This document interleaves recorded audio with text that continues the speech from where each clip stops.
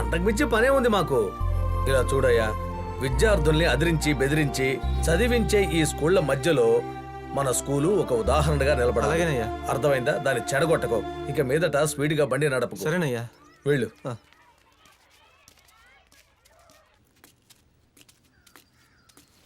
Hello పిల్ల, నిన్నే నిన్నే ఆగు ఆగు. ఎవరిని చూసి అంటున్నావు? నేనెవరినో తెలుసా? పిల్ల, నువ్వేమైనా పెద్ద రౌడీవా? నేనెప్పుడన్నాను నీ కళ్ళకి అలా కనిపిస్తున్నాను? ఇంకా నేను గోజీ పెట్టుకున్నావు అంతే, లేకపోతే ఎదురుగుండా కుక్క ఉంది. ఎలా ఉన్నాను?